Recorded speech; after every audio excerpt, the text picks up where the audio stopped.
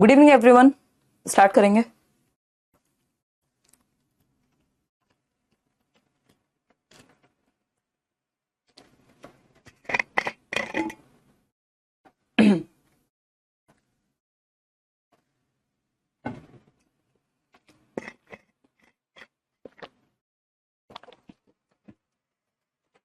Good evening everyone, this is Himanshi and I welcome you all on career bill app. Hopefully आप सभी बढ़िया होंगे, मस्त होंगे, जबरदस्त होंगे। हम पढ़ रहे हैं डेवलपमेंट की यूनिट, थोड़ी सी लंबी चलेगी, पेशेंस आपको रखना पड़ेगा इसमें। इसी यूनिट के तहत हम पढ़ेंगे पर्सनैलिटी, इंटेलिजेंस, इंडिविजुअल डिफरेंसेस और भी कई सारी चीजें। ठीक है ना। नोट्स आपको मिल रहे हैं, अगर नहीं मिल रहे हैं तो मैं चेक करा लूंगी। किसी किसी बैच में ऐसा हो रहा है कि कुछ पीडीएफ मिसिंग हैं, वो एक बार मैं कर लूंगी। मैं थोड़ा सा व्यस्त चल रही हूँ, नहीं तो मैं करा भी लेती अब तक। अदरवाइज डेली बेसिस पे नोट्स खुद से भी बनाइए, ठीक है ना। चलिए स्टार्ट करते हैं। कॉग्निटिव डेवलपमेंट, कल हम चर्चा कर रहे थे, इस पे हमने बहुत सारी बातें कर ली थी ऑलरेडी। और अब इसके बाद सोशल और इमोशनल आपका जो डेवलपमेंट है और उसके अंदर के जो डेवलपमेंट है वो बचते हैं। बाकी कहानी आपकी सेट है।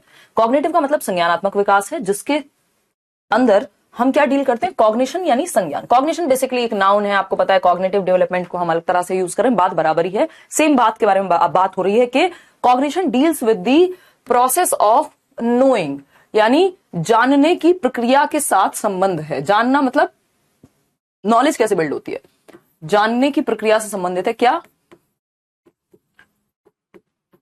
संज्ञान। ठीक है। It involves mental processes like thinking, इसमें चिंतन की प्रक्रिया, तर्क की प्रक्रिया, ये सब आती हैं। ये हमने कल प्रॉपर क्या किया है, हमने लिस्ट बना के चीजें की हैं। ठीक है। इसमें कुछ कुछ टॉपिक्स आगे बढ़ते हैं। Planning, decision making, problem solving, ये सब हम कर चुके हैं। इसमें कुछ भी ऐसा नहीं है जो हम नहीं कर चुके हों। ब्रेन के लेफ्ट पार्ट को लॉजिकल ब्रेन कहते हैं, राइट पार्ट को क्रिएटिविटी से जोड़ते हैं। ठीक। आते हैं लैंग्वेज डेवलपमेंट पे, यानी भाषा विकास पर। देखिए ये मैंने दो दो जगह पे लिखी हुई है सेम बात, इसलिए एक जगह पे बाइलिंगुअल है। पूरी पीडीएफ सब आपको ऐसे ही मिलेंगी। जो काम की चीजें हैं वो हिंदी में भी मिलेंगी। कहीं कहीं कोई बात रिपीट हो रही है तो वो सिर्फ इंग्लिश में ही मिलेगी। तो उस चीज को लेकर परेशान नहीं होना कि हाई रेस पे इंग्लिश क्यों लिखी है, उससे पहले हिंदी लिखी जा चुकी होगी, है ना। कोई कह रहा है सेफेलोकॉर्डल डेवलपमेंट क्या है, अभी आएंगे। अभी प्रिंसिपल्स पे तो पहुंचे ही नहीं है। कहानी इतने आराम से चल रही है कि अभी प्रिंसिपल्स पे पहुंचे ही नहीं है। लैंग्वेज डेवलपमेंट यानी भाषा विकास। अब हमें पता है संज्ञानात्मक विकास से ही जुड़ा हुआ है हमारी भाषा का विकास, क्योंकि भाषा कहां से, दिमाग से संबंधित है। जिस दिन आप स्ट्रेस्ड होते हैं, कैसे आपके नॉर्मल शब्द भी आप गलत प्रोनाउंसिएशन कई बार करने लगते हैं, हकलाना, तुतलाना, ये सब चीजें भी होती हैं। क्यों? क्योंकि ब्रेन से संबंधित है चीज। ब्रेन ठीक से काम नहीं करेगा, आपकी लैंग्वेज भी अफेक्ट होगी। ठीक है। क्लियर है ये बात, या कोई दिक्कत है इस बात को समझने में? हो रही है दिक्कत तो बता दो, नहीं हो रही है तो बता दो। पीडीएफ ऑफ कोर्स मिलेगी यार, पीडीएफ क्यों नहीं मिलेगी आपको, है पीडीएफ मिलेगी, बट वो एक्स्ट्रा में है, ये मान के चलो। नोट्स बना के एक बार में चलते रहो। ठीक। तो लैंग्वेज डेवलपमेंट इज, कल वाली क्लास देख लो, जिनको कॉग्निटिव डेवलपमेंट का आइडिया नहीं है वो कल वाली क्लास मिस कर चुके हैं। इसका मतलब language development is about the way children learn language, किस तरह से बच्चे भाषा सीखते हैं उसके बारे में है। The age at which they acquire different components of language, भाषा के अलग अलग तत्वों को किस एज में और किस तरह से बच्चे, किस उम्र में और किस तरह से बच्चे भाषा के तत्वों को सीखते हैं। सेंटेंस बनाना, है ना, प्रोनाउंस कर पाना, उच्चारण शब्दों का, वाक्य बना पाना, फिर उनका उच्चारण, समझ पाना, भाषा को क्लिष्ट भाषा बोल पाना, ये सब किसका हिस्सा है? लैंग्वेज डेवलपमेंट का हिस्सा है। भाषा का विकास बच्चे के भाषा सीखने के तरीके और उस उम्र के बारे में है जिस उम्र में वे भाषा के विभिन्न घटकों को सीखते हैं। ये अपने आप में एक टॉपिक है या एक चैप्टर है लैंग्वेज डेवलपमेंट का, जिसमें मैं आपके साथ चर्चा करूंगी कि कैसे लैंग्वेज जो है वो अलग अलग हमारे इसके हिस्से हैं, या कितने साल में कितने शब्द बच्चा बोल पाता है, वो अपने आप में एक अलग कहानी है, उस पर हम आएंगे। सोशल डेवलपमेंट वो अलग से चैप्टर है। सोशल डेवलपमेंट की जब हम बात कर रहे हैं तो सामाजिक विकास, सोशियो इमोशनल मैंने आपको बताया था एक साथ। तो सोशल डेवलपमेंट यानी कि सामाजिक विकास। Social development is about the cultural and societal influences on personality of a child, यानी एक बच्चे के या एक व्यक्ति के जो पर्सनैलिटी है, जो उसका व्यक्तित्व है, जो पर्सोना है एक तरह से, उस पे हमारे संस्कृति का, हमारे समाज का क्या प्रभाव पड़ता है, वहां से डेवलप होता है क्या, सामाजिक विकास। ठीक है इतनी बात। अगर हम बात करें तो सामाजिक विकास बच्चे के व्यक्तित्व पर सांस्कृतिक और सामाजिक प्रभावों के बारे में है। जिस संस्कृति में आप रहते हैं वहां की भाषा बोलते हैं। अगर आपने बचपन से रामायण और महाभारत देखी है तो आपकी वोकैबुलरी भी वैसी हो जाएगी, यानी आपकी शब्दावली, शब्द भंडार उस तरह का हो जाएगा। जिस संस्कृति से आप आते हैं, जिस समाज से आप आते हैं, वो समाज आपको रहने का, खाने का, चलने का, खेलने का, साथ में रहने का ढंग सिखाता है, उसी ढंग को सामाजिक विकास कहते हैं। कि समाज में कैसे आप एडजस्ट करेंगे, एकोमोडेट करेंगे, समन्वयन करेंगे, वो सामाजिक विकास है। क्यों? क्योंकि मनुष्य एक सामाजिक प्राणी है। हम एक वैक्यूम में नहीं रह सकते कि आपको शून्य में छोड़ दिया जाए, अकेले रहने को दे दिया जाए, आप खुश नहीं रहेंगे। चाहे आपके आसपास सोना भर दिया जाए, चाहे आपके पास हीरे जवाहरात भर दिए जाए। अब कई लोग कहेंगे अरे हम तो अकेले रह लेते हैं। एक्चुअली हमें अकेले भी समय चाहिए होता है और हमें समाज के साथ भी, है ना। कुछ लोग होंगे जिनका रुझान जो है वो अकेले रहने के प्रति शायद थोड़ा ज्यादा हो, लेकिन जनरली हमें कभी ना कभी, या फिर ज्यादातर लोग, कई लोग ऐसे भी होते हैं जो बिना 4 लोगों के रह नहीं पाते। उनको जाना है कहीं 2 किलोमीटर तक भी उनको 3 लोगों की आवश्यकता होगी। तो बेसिकली समाज का हम हिस्सा हैं, ये बात हम मानेंगे। अब सोशल डेवलपमेंट की अगर हम बात करें तो एक और डेफिनेशन यहां देख सकते हैं, the process of gaining the knowledge and skill needed to interact successfully with others. आप ये देख पा रहे हैं यहाँ पे कुछ बच्चे हैं जो आपस में इंटरेक्ट कर रहे हैं, खेल रहे हैं, कूद रहे हैं ग्रुप में।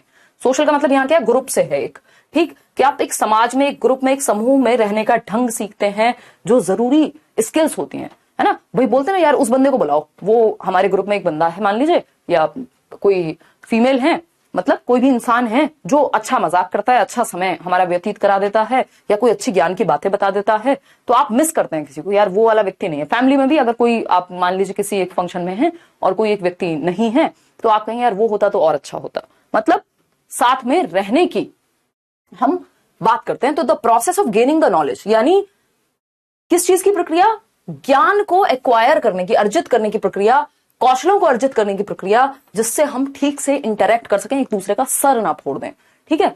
तो दूसरों के साथ सफलतापूर्वक अन्योन्य क्रिया करने के लिए आवश्यक ज्ञान और कौशल प्राप्त करने की प्रक्रिया सामाजिक विकास है। समाज में रहने का ढंग, समाज में रहने के तरीके, इससे फायदा क्या होता है ये अपने आप में एक टॉपिक है। हाँ, प्लेग्राउंड में ऐसा होता है, डिबेट्स में ऐसा होता है, शादी में ऐसा होता है ना। स्पोर्ट्स में भी टीम स्पिरिट सिखाते हैं हम। भाई क्रिकेट भी है तो हमें पता है कि 11 लोगों की टीम है, 10 लोग होंगे वहां पे, ये होगा। फुटबॉल है तो अलग, ठीक है ना। देखिए इमोशनल डेवलपमेंट पे आते हैं। सोशल डेवलपमेंट से ही संबंधित है इमोशनल डेवलपमेंट, सोशियो इमोशनल। और इस सोशियो या सोशल डेवलपमेंट के तहत ही हम मानते हैं मॉरल डेवलपमेंट को भी, उस पे भी अभी आएंगे। मॉरल का मतलब है मॉरल डेवलपमेंट का, आपने नैतिक शिक्षा की कोई किताब बचपन में जरूर पढ़ी होगी। आजकल वो किताब चलती है वैल्यू एजुकेशन के नाम से, यानी मूल्य की हम बात करते हैं। कितने हैं हमारे अंदर पता नहीं, मूल्यों की शिक्षा की हम बात करते हैं, ठीक। नैतिक विकास, सही और गलत क्या है, क्योंकि जब हमें सामाजिक विकास ग्रुप में रहना आएगा उसमें सही और गलत की भी बात आएगी, क्या चीज सही है क्या गलत है, ठीक। तो नैतिक विकास की भी हम चर्चा करेंगे, ठीक है। देखिएगा, तो इमोशनल डेवलपमेंट की जब हम बात कर रहे हैं तो सामूहिक विकास, emotional development is about different emotions at various stages. यानी कि हमें बताया कि मनुष्यों में इमोशंस होते हैं, संवेग होते हैं। वॉटसन ने कहा भी है फियर, एंगर और लव तो जन्म से है, ठीक है ना। अगर हम बात करें and how they grow over a period of time, अलग अलग स्टेज पे अलग अलग इमोशंस हम में हावी होते हैं। जब हम बचपन में छोटे होते हैं तब तो हमें क्या होता है कि हमें दूध नहीं मिला इस बात पे भी रोएंगे, उसमें भी हमारे इमोशंस जो हैं वो कंट्रोल नहीं होते। सूसू आई है तो रोएंगे, पार्टी आई है तो रोएंगे, है ना। तो रोते ही रहते हैं हर टाइम। बेसिकली अलग अलग इमोशंस, मम्मी से किसी ने दूसरे व्यक्ति ने गोद में ले लिया तो इस बात पे भी रो रहे हैं। तो अलग अलग स्टेज पे, वेरियस स्टेजेस ऑफ लाइफ पे हम क्या करते हैं, अलग अलग इमोशंस हमारे हावी होते हैं। फिर बाद में 18 साल की उम्र में ब्रेकअप पे रो रहे हैं, 24 साल में किसी और बात पे रो रहे हैं, उसकी शादी हो गई एक्स और वाई की, इस बात पे रो रहे हैं। तो बेसिकली यहां पे मैं कहना ये भी चाह रही हूं कि हमें अपने इमोशंस को मैनेज करना आना चाहिए, नहीं तो हम जीवन अपना रोने में व्यतीत कर देंगे। क्योंकि हर एक स्टेज पे लाइफ की अलग अलग इमोशंस होंगे जो हावी होंगे एक तरह से, तो उनको संभालना और how they grow over a period of time, कि हम एक समय के साथ कैसे हमारे इमोशंस या हम एज अ पर्सन ग्रो होते हैं और उनको सीख जाते हैं संभालना। फिर हम हर दिन नहीं रोते, स्कूल जाते हुए खुश होते हैं। जिन बातों पे कभी हम रोया करते थे उन पे अब हमें फर्क भी नहीं पड़ता। ये एक तरह से कह सकते हैं कि कुछ हद तक इमोशनल डेवलपमेंट या हमें मैनेज करना आ गया है। ऐसा नहीं है कि डेड हो गए, इमोशंस नहीं है आपके अंदर, रोबोट नहीं बनना है, ठीक है जी। तो इमोशंस कलर आवर लाइव्स, बिल्कुल ये बात सही है, रैथस ने कही है सोपली, उस पे हम आएंगे। कोई कह रहा है बहुत स्पीड में मत बोलिए, यार ये तो बहुत बेसिक सी बात है, ये तो मैं इतने कई दिनों में मैं डिस्कस कर ही चुकी हूं आपके साथ। कोई बहुत भारी बात हम कर रहे होते तो मैं स्पीड स्लो कर लेती, बट ठीक है फिर भी आप कह रहे हैं। इमोशनल डेवलपमेंट की अगर हम बात करें, इसी पे अगर और आगे बात करें, आप देख रहे हैं एक बच्चे की मम्मी है या केयर टेकर हैं, गार्डियन है, जो भी हैं, वो उसको चुप करा रही है, वो बच्ची रो रही है स्कूल जाने पे, खिलौना ना मिलने पे, एटसेट्रा एटसेट्रा, ठीक। तो अगर हम बात करें इमोशनल डेवलपमेंट की, तो feeling and emotional responses to events, changes in understanding one's own feelings and how to control and express them। यानी कि जो हमारे इमोशंस हैं, हमारी फीलिंग्स हैं, हमारी भावनाएं हैं, उनके प्रति जो प्रतिक्रिया है, रिस्पॉन्स है, वो चेंज होता रहता है अलग अलग इवेंट के अनुसार। भाई कोई दुख की घड़ी है तो आप दुखी हो जाएंगे, है ना। कोई त्योहार है मान लीजिए तो सब खुश हैं, है ना। तो changes in understanding one's own feelings, और हम खुद के भी इमोशंस को समझने लगते हैं, उनके पैटर्न्स को पकड़ने लगते हैं। ठीक है ना। DEET+B में कोई इंटरव्यू नहीं होता पूजा, ये एकमात्र ऐसा एग्जाम है जहां आपको डायरेक्ट नौकरी मिलती है केंद्र सरकार की, मतलब दिल्ली में। And how to control and express them, कैसे हमें अपने इमोशंस को कंट्रोल करना है, कैसे हमें उनको अभिव्यक्त करना है समय मिलने पे। ठीक है। दिव्यांशी क्या पूछ रहे हो? कोई कह रहा है पिज्जा के लिए। हाँ, ये बच्ची पिज्जा के लिए रो रही है, ऐसा लग रहा है आपको? क्या पता ग्रेटा थनबर्ग की नाम है ना उनका, शायद एनवायरमेंट के लिए रो रही हूं कि आप लोगों ने कितना गंद मचा के रखा हुआ है ना। हाँ, रमा नॉट एग्जैक्टली, वो कॉग्निटिव एस्पेक्ट में आ जाएगा, बट उसको भी हम यूज कर लेते हैं, व्यवहारवाद को भी। जब हम प्रैक्टिकल क्लासरूम में जाते हैं तो हम कई सारी अप्रोचेस को एक साथ यूज कर सकते हैं जरूरत के अनुसार। मॉरल डेवलपमेंट की हम बात करते हैं, नैतिक शिक्षा या नैतिक विकास की हम बात करेंगे, सही और गलत की हम बात करेंगे। मॉरल्स मतलब कुछ ऐसे सिद्धांत जो हमें सही और गलत के लिए दिशा देते हैं। It deals with what is right and wrong, यानी नैतिक विकास का संबंध सही और गलत के संप्रत्यय से है। ठीक है जी Akanksha. Development of conscience and values, हमारी चेतना, हमारा संज्ञान, हमारे वैल्यूज, मूल्य, हमारे किन चीजों के लिए हम जीवन में लड़ेंगे। ऐसा थोड़ी है अब कोई कहे कि भाई एक काम करो, तुमको 100 करोड़ रुपए मिलेंगे और ये अपनी सिस्टर को निपटा दो या अपने इस दोस्त को मार दो, तो मार दोगे 100 करोड़ रुपए के लिए?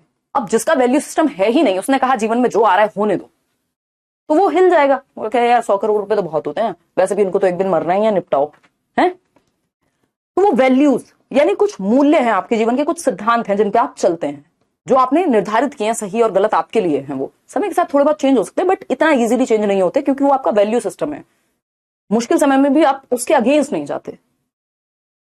ठीक है जी, आई अंडरस्टैंड अमित।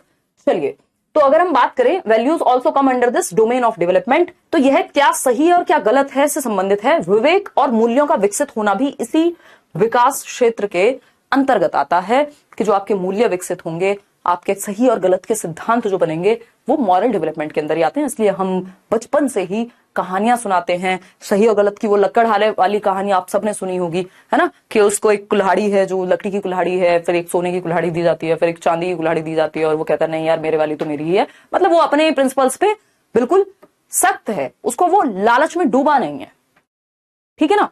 तो वो इस तरह की चीजें बचपन से अगर हमारे अंदर हैं, तो वो वैल्यू सिस्टम, क्योंकि अचानक से आप एक दिन किसी के अंदर डेवलप नहीं कर दोगे, वो over the period of time develop होता है। ठीक। हाँ, मॉरल वैल्यूज का डिग्रेडेशन, ये क्वेश्चन भी आता है कि आज के समय में काफी ज्यादा है। मॉरल वैल्यूज का डिग्रेडेशन मतलब बिल्कुल पतन पे है एक तरह से। हालांकि माय फादर यूज्ड टू से, और मुझे भी ऐसा लगता है कि ज्यादातर लोग अभी भी अच्छे हैं। वो कुछ ही % लोग हैं जिन्होंने गंद बचा के रखा हुआ है, अदरवाइज लोग अभी भी हेल्प करते हैं, लोग अभी भी चीजें करते हैं। बट हाँ, कई बार हमें ऐसी चीजें देखने को मिलती हैं, ये भी एक सच है कि values over the period of time कहीं ना कहीं डिग्रेड भी हो रही हैं। ये वैसे भी इजी चीज नहीं है, वैल्यू सिस्टम पे खड़े रह पाना हर किसी के बस की बात भी नहीं है। ठीक, आते हैं अब डेवलपमेंट और ग्रोथ को थोड़ा सा समझ के इन दोनों के बीच की डिफरेंस की बात करते हैं। दिव्यांशी बिल्कुल भी आपको ब्लॉक नहीं किया, बताइए। हाँ, NX है ना, एक्स बोलते हैं शायद अंग्रेज बच्चे। ठीक है ना। हाँ, देखिए कोई कह रहा है वो लकड़हारे वाली कहानी, सही है सही है। ये वो वाला एक्स नहीं है आपकी एक्स और वाई, ये लकड़हारे वाली एक्स है ना, ये वाली कुल्हाड़ी। ठीक, चलिए खैर, तो आते हैं समझते हैं क्या कहानी है, फिर आगे बढ़ेंगे।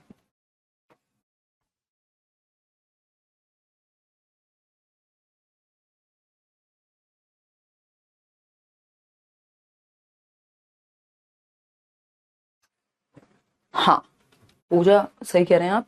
अगर हम बात करें यहां पर किस चीज की, आते हैं डेवलपमेंट यानी विकास के बारे में। ये इंग्लिश देख के डर मत जाइएगा, जब आपको PDF मिलेगा तो बाइलिंगुअल मिलेगा। आज ये चैप्टर आई थिंक ये वाला जो पार्ट है ये खत्म हो जाएगा, तो उसके बाद आपको PDF भी मिल जाएगा। देखिए, तो विकास की जब हम बात करते हैं तो development is a continuous process, यानी ये एक सतत चलने वाली प्रक्रिया है। थ्रू विच, क्या है डेवलपमेंट, एक कॉन्टिन्यूअस प्रोसेस है through which physical, emotional, cognitive changes occur throughout our life. यानी विकास एक जीवन पर्यंत चलने वाली principles about right and wrong, right चलो कैपिटल में लिखा रहने दो, राइट एंड रॉन्ग, ठीक है, सही और गलत के सिद्धांत। देखिए, तो जब हम विकास की बात कर रहे हैं, ये मोदी जी वाला विकास नहीं है, ठीक, देखिएगा, तो जब हम विकास की बात कर रहे हैं, डेवलपमेंट की, तो विकास क्या है? विकास एक सतत चलने वाली प्रक्रिया है, एक सतत प्रक्रिया, यानी कभी रुकता नहीं है, जीवन पर्यंत चलेगा, वूम टू टूम, जन्म से गर्भ से कब्र तक, सतत प्रक्रिया है। ये पीएनजी तो मिल रही होगी ना साथ साथ नोट्स के सेक्शन में, जो जीवन पर्यंत चलती है। सतत का मतलब ये लगातार चलेगी, जीवन पर्यंत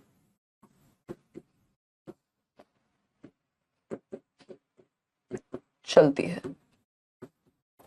ठीक है जी, कोई दिक्कत परेशानी, कोई दिक्कत, ठीक है, क्लियर है। लाइफ लॉन्ग प्रोसेस है कुल मिलाकर के, जो फर्स्ट लाइन इंग्लिश में लिखी हुई थी, कई लोगों को हार्ट अटैक से बच रहे हैं इसलिए मैंने हिंदी साथ में लिख दिया, अदरवाइज पीडीएफ में आपको बाइलिंगुअल ही मिलेगा। Development includes orderly and predictable changes, ध्यान रखिएगा, इसमें एक तो ऑर्डर से क्रमिक परिवर्तन और अनुमानिक परिवर्तन, यानी जिनका अनुमान लगाया जा सके और जो क्रम में होते हैं परिवर्तन, ठीक, ऑर्डरली एंड प्रिडिक्टेबल चेंजेस उसमें होते हैं। तो डेवलपमेंट में किस प्रकार के परिवर्तन है? मैंने बताया था कोई भी रैंडम चेंज नहीं है, बुखार आ गया उससे आपकी आवाज चेंज हो गई तो डेवलपमेंट हो गया, नहीं, कोई रैंडम या थकान से हो गई, नहीं, रिलेटिवली परमानेंट चेंज है वो लगभग। अगर हम डेवलपमेंट की बात करें तो हम कह रहे हैं यहां पे किस तरह की बातें हमने की अभी डेवलपमेंट में, कि ऑर्डरली और ऑर्डरली चेंजेस, यानी क्रम में होने वाले क्रमिक परिवर्तन, और क्या है? प्रिडिक्टेबल चेंजेस, यानी जिनका अनुमान लगाया जा सके। अचानक से सुबह उठेंगे और 6 फीट के हो गए, ऐसा नहीं होगा, यानी अनुमानिक कह लीजिए आप, यानी जिनका अनुमान लगाना संभव हो, जिनको प्रिडिक्ट करना संभव हो, ठीक है ना। मतलब आप बच्चे को देखते हैं कि उसकी हाइट तेजी से बढ़ रही है, आप कहेंगे यार इसकी हाइट लंबी जाएगी, या वो तेजी से भागना दौड़ना जल्दी शुरू कर दिया, बोलता बहुत अच्छा है अपनी एज के बच्चों के मुताबिक, तो आपको पहले से अनुमान लग जाएगा। आप किसी बच्चे को देखते हो मैथ्स में बड़ा अच्छा है, तो आपको अनुमान है कि यार इस फील्ड में अच्छा करेगा, यानी डेवलपमेंट की प्रक्रिया को आप अनुमान उसमें लगा सकते हैं, या मैं कहूं आप उसमें क्या कर सकते हैं, प्रिडिक्ट कर सकते हैं कुछ हद तक। एग्जैक्ट प्रिडिक्शन नहीं होता, समवॉट हम प्रिडिक्शन कर सकते हैं, हम कुछ हद तक अनुमान लगा सकते हैं, टीचर्स भी और पेरेंट्स भी, कि बच्चा किस तरफ जाएगा, ठीक है जी। क्लियर है ये बात, या कोई समस्या हो रही है ये बेसिक बात समझने में? ठीक है, कोई दिक्कत नहीं है बात समझने में? हाँ ठीक है मधु, 160 150 तो कम से कम रखो अगर D+B की तैयारी कर रहे हो, कि स्कोर अपना वहां तक जाना चाहिए, उससे ऊपर जाए तो और अच्छी बात है।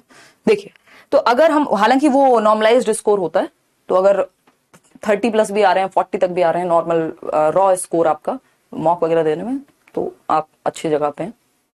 टोटली आप मेजर नहीं कर सकते, कुछ हद तक अनुमान लगा सकते हैं, वो हम आएंगे जब इन दोनों का डिफरेंस पढ़ेंगे।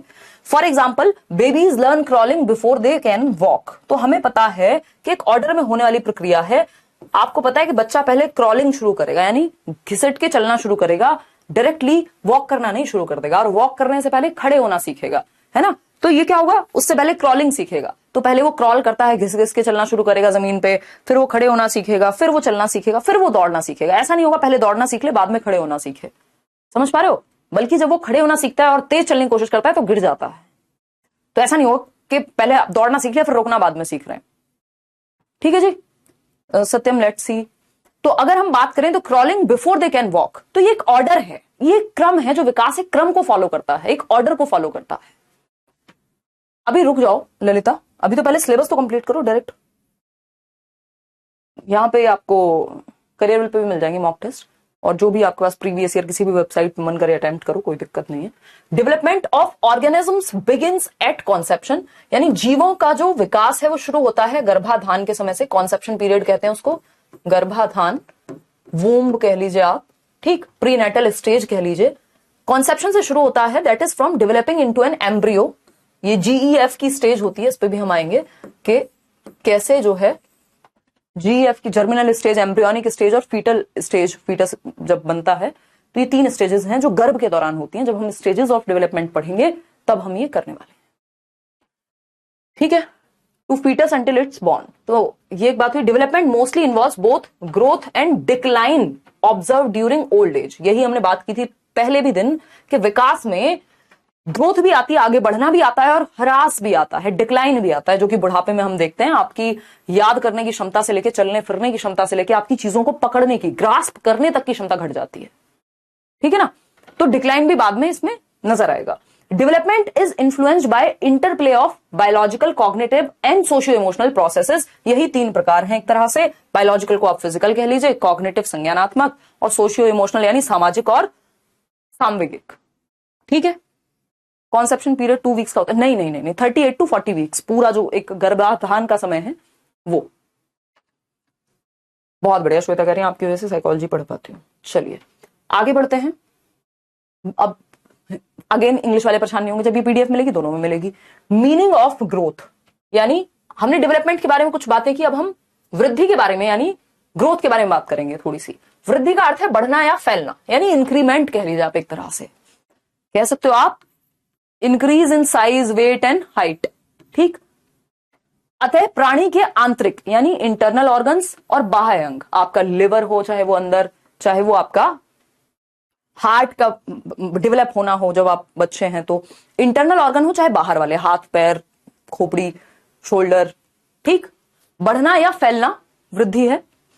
वृद्धि या अभिवृद्धि यानी ग्रोथ को ही कह देते हैं, दोनों नाम है। शारीरिक रचना यानी जो फिजिक है, आपकी फिजिकल स्ट्रक्चर है, शारीरिक परिवर्तन यानी जो फिजिकल चेंजेस हो रहे हैं आपकी बॉडी में, ठीक। बहुत बड़े कुशल, उनकी ओर संकेत करता है, यानी परिवर्तनों की ओर जो शारीरिक हैं। तो हम ये कहेंगे वो चेंजेस जो फिजिकल इन नेचर हैं उनको ग्रोथ कहेंगे। हमें पता है, यहां पे एक बेसिक बात समझना, हमने कहा था कि जो भी चीज ग्रोथ है वो डेवलपमेंट होगी, पक्की बात है, लेकिन जो कुछ डेवलपमेंट में आता है वो ग्रोथ होगा, ये कहना गलत है, ठीक। तो हम ये कहेंगे कौन से चेंजेस? फिजिकल चेंजेस, शारीरिक परिवर्तन, शरीर में होने वाले परिवर्तन किसमें आएंगे? ग्रोथ का पार्ट है। वही हमें पता है कि डेवलपमेंट में ना केवल शारीरिक परिवर्तन यानी फिजिकल भी, कॉग्निटिव यानी दिमाग से संबंधित भी, सोशल और इमोशनल भी, ये सारे पक्ष हैं। यानी विकास की ये 3 पक्ष हैं, या मुख्य रूप से 4 पक्ष हैं। इन 4 में से एक हिस्सा वृद्धि कहलाता है, जो फिजिकल चेंजेस का पार्ट है, ठीक। डेवलपमेंट में ये सब शामिल हैं कि आप फिजिकल नहीं, सिर्फ फिजिकल, कॉग्निटिव, सोशल, इमोशनल, सब कुछ शामिल हो गया डेवलपमेंट में, ठीक है जी। कोई दिक्कत परेशानी, दर्द, समस्या अगर है तो आप बता सकते हैं। क्लियर है? विकास के अंदर हाँ डेवलपमेंट का ही पार्ट है growth, maturity, learning inter related होती है। कई लोग कहते हैं कि दोनों एक ही चीज है, मतलब इसका डेवलपमेंट का ही हिस्सा है लर्निंग। देखिएगा, तो अगर हम बात करें वृद्धि की यहां, तो वृद्धि सिर्फ शारीरिक परिवर्तनों से संबंधित है, वहीं विकास जो है वो सभी प्रकार के परिवर्तन इसमें आ जाते हैं, ठीक। चलिए आते हैं नेक्स्ट पॉइंट पे। नेक्स्ट पॉइंट कहता है अभिवृद्धि एक जैविक प्रक्रिया यानी एक बायोलॉजिकल प्रोसेस तो है ही, जो सभी जीवों में पाई जाती है, यानी हर किसी ऑर्गेनिज्म में होगी। आप एक प्लांट में देखेंगे उसमें भी होगी, ठीक। अभिवृद्धि जो है वो स्वतः होती है, नेचुरल होती है, अपने आप आपकी हाइट भी बढ़ती है, वेट भी बढ़ता है, साइज शेप सब कुछ इंक्रीज होता है, ठीक है ना। वर्षा कह रही है आई हैव पास सीटेट और WB टेट, आपको थैंक यू कहना चाहती हूँ, बहुत अच्छा लगता है वर्षा, और मस्त आगे की भी पढ़ाई कीजिए, है ना। देखिए, किसी भी प्राणी में विकास पहले, वृद्धि बाद में होती है, ठीक। तो ये कई राइटर्स हैं जो ऐसा मानते हैं कि जो डेवलपमेंट है वो पहले आएगा, आपकी हाइट वेट बाद में धीरे धीरे बढ़ती रहेगी, क्योंकि जब आप पैदा हो रहे हैं आपका ब्रेन भी डेवलप्ड है, हार्ट भी फंक्शन कर रहा होता है ना, आपका जेनेटिक कोडिंग भी आप में पास ऑन हो चुकी होती है। तो ये माना जाता है जनरली कि डेवलपमेंट पहले और वृद्धि जो है वो बाद में शुरू होती है। वृद्धि, ये बस एक लाइन है जिसको आप दिमाग में रख सकते हैं, कहीं फंस सकती है। वृद्धि गर्भाधान के लगभग 2 सप्ताह बाद प्रारंभ होती है, यानी लगभग कॉन्सेप्शन पीरियड के, आप देखते हैं ना वो साइज शेप वो सब बढ़ने लगता है बच्चे का, गर्भ की बात हो रही है कॉन्सेप्शन पीरियड की, तो वो कंसीव करने के 14 डेज बाद प्रारंभ हो रही है, ऐसा मानते हैं कई लोग। और 20 वर्ष की आयु के आसपास ग्रोथ जो है वो इट सीजेस टू एग्जिस्ट, यानी ये समाप्त हो जाती है। 20 साल के बाद आपकी ना हाइट बढ़ती है, ना बहुत ज्यादा कोई परिवर्तन ऐसा होता है कि जो बाकी रहा हो, है ना। भाई कह दिया जाता है ना, अब कौन से मतलब इतने बड़े हो गए हो, अब कौन सा ब्रांचेस थोड़ी निकलेंगी तुम में से, हैं? कुछ डालियां थोड़ी निकलना बाकी हैं। भाई हो गए हो पूरे मैच्योर, या पूरी ग्रोथ जो है अब आपकी हो चुकी है, अपनी जिंदगी खुद संभालिए, वोट दीजिए, नौकरी करिए, जो करना है करिए। हमारे इंडिया में खैर जब तक आप वृद्ध भी हैं और आपके माता पिता जीवित हैं तो आप बच्चे ही हैं, बट बाहर की कंट्रीज में बहुत सारी चीजें आपके ऊपर छोड़ दी जाती हैं जैसे आप 18 साल के होते हैं। ठीक, अब प्रीति पूछो फटाफट से, यहां तक कोई डाउट हो तो आप पूछिए, मैं वो क्लियर करूंगी, फिर आगे बढ़ेंगे। कोई कह रहा है फैट बढ़ता है, वो तो बढ़ता और घटता रहेगा, जब आप खाते रहेंगे बैठ के टीवी के सामने या फोन के सामने तो क्या होगा फिर। थोड़ा जाइए, दौड़ लगाइए, मैं आपको कह रही हूँ, खुद नहीं कर पा रही हूँ मैं एक्सरसाइज, बट मेरे साथ फैट की ज्यादा समस्या है नहीं अभी, तो एक बार हो गया था थोड़ा, तो वो हो गया कंट्रोल। देखिएगा फटाफट से बताइएगा, फिर हम आगे बढ़ेंगे। देखिए हाँ, 20 से 22 साल बेसिकली वो मेच्योरिटी वाली एज है, एडोलेसेंस के बाद। बहुत बढ़िया राजा, नाम ही राजा आपका है।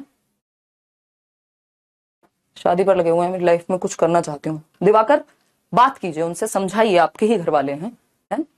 अगर जरूरत हो तो जिद कीजिए, अपना स्टैंड लीजिए, अगर लग रहा है शादी करके चीजें हो सकते हैं तो शादी कर लीजिए, है ना? उस थोड़ा तो जीवन के बारे में आपको सोचना पड़ेगा। किसी को ब्लॉक नहीं किया शिवांग, ठीक है? चलिए आगे बढ़ते हैं, आगे बढ़ते हैं। वृद्धि में होने वाले परिवर्तन केवल शारीरिक होते हैं, ये बात मैं आपको बता चुकी हूं कि जो ग्रोथ में चेंजेस इन्वॉल्व हैं वो फिजिकल चेंजेस हैं, शरीर से संबंधित चेंजेस हैं, जो केवल परिपक्व अवस्था तक ही सीमित होते हैं। मेच्योरिटी एक एज तक ही होती है और फिर रुक जाती है। और मेच्योरिटी क्या है, हाईली रिलेटेड टू हेरिडिटी, कि आप जब पैदा होते हैं तो आपके पैरों में चलने की क्षमता नहीं होती, लेकिन पैर होते हैं, टांगे होती हैं। जब उनमें क्षमता आएगी, जब उन हड्डियों में जान आएगी, तब वो मेच्योरिटी कहेंगे। दांत भी अपने टाइम के साथ निकलते हैं आपके, ठीक है ना? विजडम टूथ जिसको हम कह रहे हैं कि अकल वाली दाढ़ जिसको बोला जाता है ना, तो वो भी कब निकलेगा? मेच्योरिटी के साथ अपने आप कुछ नहीं कर रहे हैं, उसमें ट्रेनिंग नहीं है। या आपका जो मेंस्ट्रुएशन साइकिल है फीमेल्स में या मेल्स में, वो हम पढ़ेंगे आगे, तो वो जो चेंजेस है, प्यूबर्टी हिट होना है, वो नेचुरली होता है ना, मेच्योरिटी के कारण होगा कि एक सर्टेन एज के अकॉर्डिंग जो कैरेक्टरिस्टिक्स अनफोल्ड होते हैं। मैं लिख देती हूं यहां पे मेच्योरिटी का मतलब। देखिए मेच्योरिटी का मतलब यहां परिपक्वता से है, मेच्योरिटी यानी परिपक्वता।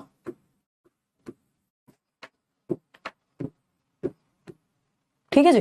तो अगर हम बात करें मेच्योरिटी में, वो चेंजेस विद टाइम, शॉर्ट में लिख रही हूं, विद टाइम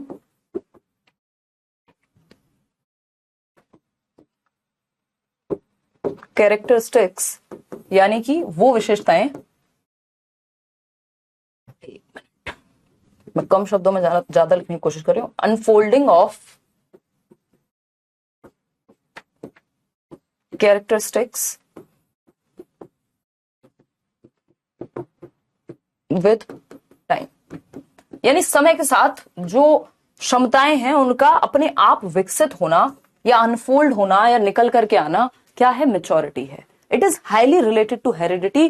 भाई ये हेरिडिटी की वजह से ही तो हो रहा है ना, कि आपके जेनेटिक कोड में ये है कि प्यूबर्टी जब हिट करेगी तो इस उम्र में प्यूबर्टी आती है, फिर आप नेक्स्ट जनरेशन को जन्म देने के लायक बन जाएंगे, है ना? या फिर अगर हम कहें इस उम्र में दांत आएंगे, इस उम्र में आप चलना सीख जाएंगे, वो कहां से आएगा? वो मेच्योरिटी आपकी जैसे जैसे हिट होगी, समय के साथ अनफोल्ड होने वाले कैरेक्टरिस्टिक्स मेच्योरिटी कहलाते हैं। यानी एज के साथ जो क्षमताएं आपके अंदर उभर करके आ रही हैं, क्योंकि आपके जेनेटिक कोड में है, हेरिडिटी में है वो चीज, उसको मेच्योरिटी कहते हैं। ठीक है। मेच्योरिटी अगर बेसिकली कॉम्प्लीमेंट्री है, कि अगर अच्छे से जो ट्रेनिंग वगैरह मिल रही है, हालांकि ट्रेनिंग का इस पे कोई खास प्रभाव नहीं पड़ता, बट स्टिमुलेशन अगर पॉजिटिव है तो अच्छा है, वो हम आगे चर्चा करेंगे उसकी बात की। ठीक, चलिए आते हैं, आगे बढ़ते हैं। सोरेनसन ने कहा है, एक व्यक्ति हैं, इन्होंने कहा है, अभिवृद्धि शब्द का प्रयोग सामान्यतः शरीर और उसके अंगों के भार तथा आकार में वृद्धि के लिए किया जाता है। इस वृद्धि को नापा या तोला जा सकता है, यानी ग्रोथ जो है वो मेजरेबल होगी। मेच्योरिटी हमेशा मेजरेबल नहीं होगी। ठीक, तो जो ग्रोथ है उसको हम मेजर कर सकते हैं इन नंबर्स।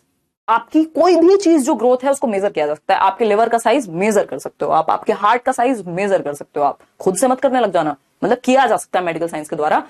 आपकी height, weight, shape, size, nails का बढ़ना, मतलब जिन भी चीजों को मेजर किया जा सकता है, मापा जा सकता है मेजरिंग यूनिट्स में। मेजरिंग यूनिट्स क्या होती है? वेट को यानी वजन को आप किसमें मेजर करते हैं? वजन को आप मेजर करते हैं किलोग्राम में, हाइट को आप सेंटीमीटर्स में कर लीजिए, इंचेस में कर लीजिए, फीट्स में कर लीजिए, व्हाटएवर। ठीक, तो अगर हम बात कर रहे हैं मोटापे को आप माप लीजिए, तो जो भी चीजें मापी जा सकती हैं वो वृद्धि से संबंधित है। एज, विद एज आती है। देखो वो एक्सपीरियंस भी उसमें मैटर करेगा, लेकिन विद एज आती है। यहां पे जो हम मेच्योरिटी, जिस मेच्योरिटी की बात हम कर रहे हैं वो वाली मेच्योरिटी नहीं है जो सिर्फ समाज से सुन करके आ रही है या फिर एक्सपीरियंस करके ही आ रही है। ये वो वाली मेच्योरिटी है जो जेनेटिक कोडिंग की वजह से आ रही है आप में। ठीक है ना? ये नोट वोट नहीं करना, मिल जाएगा पीडीएफ, टेंशन के लिए। जो इंपॉर्टेंट कीवर्ड्स हैं उनको नोट करते रहा करो। मीनिंग ऑफ डेवलपमेंट, अब विकास का अर्थ वैसे तो हम समझ चुके हैं, लेकिन हमें पता है कि विकास क्या एक कॉम्प्लेक्स प्रोसेस है। इसके सामने वृद्धि जो है वो सिंपल है कुछ हद तक, ये कॉम्प्लेक्स प्रोसेस है क्योंकि इसमें बहुत सारे एस्पेक्ट आ गए। सामान्य रूप से विकास बुद्धि, परिपक्वता तथा पोषण आदि अवधारणाओं को प्राय मिले जुले अर्थों में, ठीक है छोड़ दो इसको नहीं पढ़ना। विकास एक सार्वभौमिक प्रक्रिया यानी यूनिवर्सल प्रक्रिया है, चलती रहेगी। और जो इंडिया का बच्चा है वैसे ही विकास होगा अमेरिका के बच्चे का भी। ऐसा नहीं है वो पहले दौड़ना सीख लेता है बाद में चलना सीखता है ना? तो इट्स यूनिवर्सल, जन्म से लेकर जीवन पर्यंत अविराम गति से चलती रहती है। अब यहां जन्म लिखा है तो कुछ राइटर ही मानते हैं जन्म से, अदरवाइज आपको वूम, गर्भ से याद रखना है ना? इसको आप गर्भ लिख लीजिएगा। मैंने जिस राइटर ने जन्म की बात की थी चाइल्ड डेवलपमेंट के बारे में, मैंने आपको बता दिया था, लास्ट क्लास की बात होगी शायद। तो गर्भ से लेकर जीवन पर्यंत। विकास से तात्पर्य है परिवर्तन की उस उन्नतिशील श्रृंखला से, यानी प्रोग्रेसिव चेंजेस जो परिपक्वता के एक निश्चित लक्ष्य की ओर लेकर के जाते हैं, यानी मेच्योरिटी का जो भी एक पर्पज है उसकी तरफ लेके जाते हैं। ये इंग्लिश में हम पढ़ चुके हैं। हाँ, उस पे आएंगे तमन्ना भी, क्वालिटेटिव और क्वांटिटेटिव चेंजेस जब हम एक टेबल करेंगे डिस्कस। अतः विकास एक निरंतर चलने वाली प्रक्रिया है, कॉन्टिन्यूस है। ये सब हम कर चुके हैं, कुछ नया इसमें नहीं है। डेवलपमेंट के बारे में already we have discussed enough. देखिएगा, शारीरिक ना होकर के शारीरिक मानसिक सब कुछ होता है। अतः प्राणी के भीतर विभिन्न प्रकार के शारीरिक मानसिक क्रमिक परिवर्तन, ऑर्डरली चेंजेस। ठीक है, जेम्स ट्रेवर कह रहे हैं विकास प्राणी में होने वाला प्रगतिशील परिवर्तन यानी प्रोग्रेसिव चेंज है जो किसी एक लक्ष्य की ओर लेके जाता है। हरलॉक कह रहे हैं कि विकास अभिवृद्धि तक ही सीमित नहीं है, यानी सिर्फ ग्रोथ तक ही लिमिटेड नहीं है। डेवलपमेंट उससे बड़ी प्रक्रिया है, ब्रॉड डोमेन है। इसके अलावा इसका प्रौढ़ावस्था के लक्ष्य की ओर परिवर्तन का प्रगतिशील क्रम निहित रहता है। और विकास के परिणाम स्वरूप व्यक्ति में नवीन विशेषताएं, नई नई कैरेक्टरिस्टिक्स उसके अंदर आती हैं, क्षमताएं आती हैं, एबिलिटीज आती हैं और जीवन वो जी पाता है। खैर, बेसिक बातें हैं। आगे बढ़ेंगे। अंत में अगर हम कंक्लूड करें एक स्टेटमेंट के थ्रू तो हम देखेंगे इनकी बात घुमा फिरा के कही जा रही है। दिव्यांशु, बिल्कुल आप कह सकते हो, है ना? एक ही बात को कहा जा रहा है, लेकिन जब आपसे पेपर में पूछा जाएगा तो यही एक बात जब घुमा के पूछी जाती है तो उसमें भी कई लोग परेशान हो जाते हैं। अतः विकास की प्रक्रिया बालक के गर्भावस्था से यानी कॉन्सेप्शन से, प्रीनेटल स्टेज से, प्रेगनेंसी पीरियड कह लीजिए आप, कॉन्सेप्शन से लेकर जीवन पर्यंत यानी लाइफ लॉन्ग चलेगा। जो डेवलपमेंट है एक क्रम में चलती है, यानी सीक्वेंस में, एक ऑर्डर में चलेगी। ऐसा नहीं है अचानक से एक दिन आप 6 फीट के नौजवान हो गए और कल तक आप 3 फीट के थे। सीक्वेंस में बढ़ रही होगी हाइट, ठीक है, तथा एक रेशो में बढ़ रही होगी, तथा प्रत्येक अवस्था का प्रभाव दूसरी अवस्था में पड़ता है। अगर बचपन ठीक से नहीं गुजरा उसका प्रभाव जवानी पे भी पड़ेगा। ठीक, जब छोटे थे आप, ठीक से दूध नहीं मिला, पालन पोषण ठीक से नहीं हुआ, आगे पड़ेगा प्रभाव। जिस भी स्टेज में आप हैं, अगर वो नेगेटिव रही है या पॉजिटिव, उसका प्रभाव नेक्स्ट स्टेज पे जरूर पड़ेगा। स्टेजेस ऑफ डेवलपमेंट पढ़ेंगे तब आपको ये बात और अच्छे से क्लियर हो जाएगी। ठीक, नेचर ऑफ डेवलपमेंट, विकास की प्रकृति कैसी है, नेचर कैसा है। दुर्गेश पढ़ते रहो, मस्त सब कवर हो जाएगा। तो विकास के नेचर की या प्रकृति की जब हम बात करते हैं तो विकास की एक निश्चित प्रक्रिया है, यानी एक डेफिनेट प्रोसेस है, ये एक डिफाइंड प्रोसेस है। इट्स अ डिफाइंड प्रोसेस, हमें पता है इट्स अ डेफिनेट प्रोसेस या डिफाइंड कह लीजिए आप। हमें पता है एक निश्चित दिशा होगी, सारी चीजें इसमें हैं। विकास सामान्य से विशिष्ट की ओर जाता है, ये हमने कल भी डिस्कस किया था ग्रॉस मोटर और फाइन मोटर में, कि ये जनरल टू स्पेसिफिक जाएगा। पहले बच्चा पूरी बॉडी का इस्तेमाल करता है रोने में भी, बाद में वो बस 2 उंगलियों से आंसू पूंछ लेगा। General to specific, simple to complex कह लीजिए। पहले बेसिक एक्टिविटी करता है, फिर तो दौड़ना, भागना, उछलना, कूदना सब कुछ कर देगा, रस्सी पे भी चल के दिखा देगा। तो जनरल टू स्पेसिफिक है, सिंपल टू कॉम्प्लेक्स जाता है। अगर हम बात करें, यहां पे आएगा धीरज, प्रैक्टिस कराएंगे जब, तो सामान्य से विशिष्ट, पहले बच्चा जनरल एक्टिविटी करेगा। मैंने बताया था बॉल भी उसको आपको कैच करानी है, वो पूरे हाथों का प्रयोग करेगा। बाद में वो सिर्फ पेन अगर उठाना है तो वो पूरे हाथ का प्रयोग करता है, कहीं गिर ना जाए। ग्लास लेके जाएगा ना, उसमें एक जो भी ट्रे होती है, तो वो ग्लास का भी भरोसा नहीं है उसको कि वो कब गिर जाए उससे, लेकिन बाद में उसको बताया यार ऐसे पकड़ लेता हूं 2, एक उंगली और एक अंगूठे से। तो जनरल टू स्पेसिफिक है प्रक्रिया। अगर हम बात करें, विकास कभी रुकता नहीं है, इट नेवर स्टॉप्स, अपितु जीवन पर्यंत चलता है। विकास का दायरा विस्तृत है, यानी ब्रॉड डोमेन है। और वृद्धि क्या होती है, नैरो होती है। विकास गुणात्मक परिवर्तनों को समाहित करता है, यानी क्वालिटेटिव चेंजेस होते हैं प्लस क्वांटिटेटिव चेंजेस भी होते हैं। क्वालिटेटिव क्या है, आपकी समझ बढ़ गई।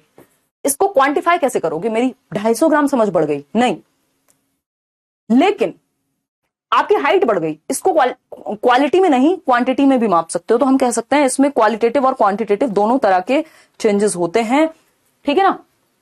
उसको आप अभी हम जब पढ़ रहे होंगे इन दोनों का बीच का अंतर, तब ये चीज और अच्छे से क्लियर हो जाएगी। तो ये नेचर है डेवलपमेंट का। अब दोनों के बीच में डिफरेंस देख लेते हैं और समझते हैं कहानी है क्या,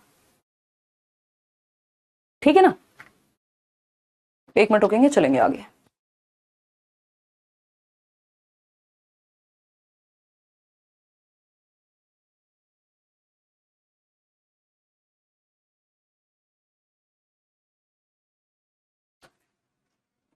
हाँ तो कंप्लीट तो हुआ है ना प्रिया, कौन से बैच में हैं आप, बताइए एक बार। हाइट क्वांटिटेटिव चेंज ग्रोथ का हिस्सा है, वो डेवलपमेंट का हिस्सा अपने आप हो जाएगी। कुमार जी पहली बार लाइव आए हैं, इनके लिए तालियां बजा दीजिए।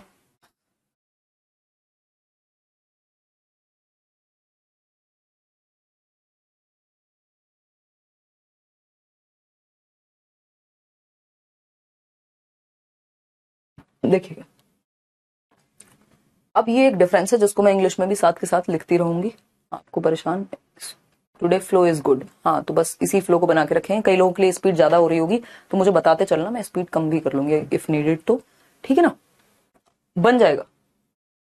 जो फ्लो है आपका वो वैसे भी, मेरा भी और आपका भी, वो एक रिदम सेट हो जाएगा क्लास को लेके। अभी तो शुरुआत में क्लासेस ही कितनी हुई हैं, जहां 100-150 क्लास होनी है उसमें मतलब अभी 10-12 में तो फ्लो ही बनता है।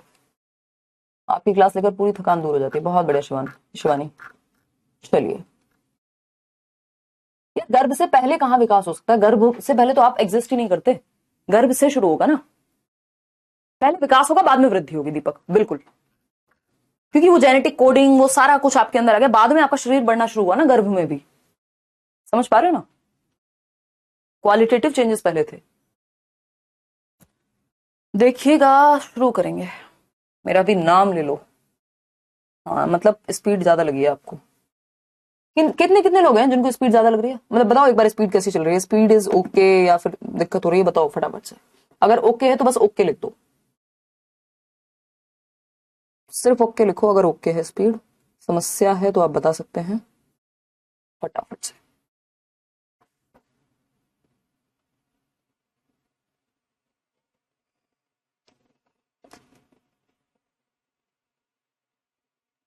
डेली पढ़ती हूँ मैं लाइव, कोई कह रहा है I am your old student. अरे वाह यार, प्रिया पांडे, आपकी क्लास पढ़ के बहुत खुशी होती है, अरुण कह रहे हैं धन्यवाद। इतनी सारी क्लासेस को कैसे मैनेज करेंगे। दिव्या सैटरडे संडे ऑफ मिलता है ताकि आप थोड़ी मेहनत कर लो ना यार, जब तक बैच चल रहा है उसके बाद अपने हिसाब से कर लेना।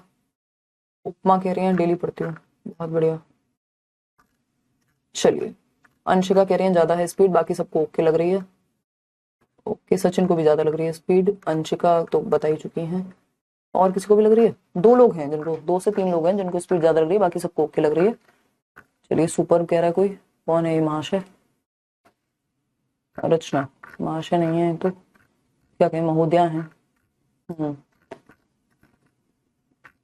बाइलिंगुअल मिलेगा यार ये पीडीएफ तो।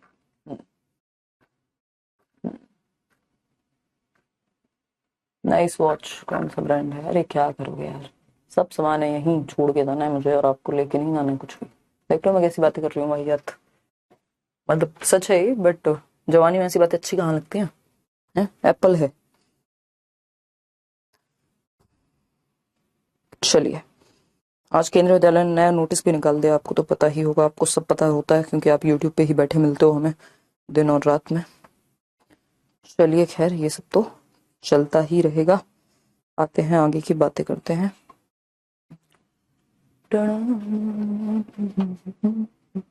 हाँ वो आएंगे, थोड़ी ज्यादा है, बहुत अच्छी स्पीड है, सब नॉर्मल है, इन सबके ड्रामा है। मोहित तो दिल पे ही ले गए हैं भाई, सबको अपनी बात कहने का अधिकार है, डेमोक्रेसी है कि नहीं है। चलिए आते हैं वापस से, बहुत बातें हो गई। देखिए अब ये फटाफट से डिफरेंस निपटाते हैं, फिर आपकी क्लास की छुट्टी है आज। हालांकि कुछ क्वेश्चंस भी हैं, वो भी कर लेंगे, कोई छुट्टी नहीं है। इसके बाद क्वेश्चंस करेंगे, फिर छुट्टी होगी।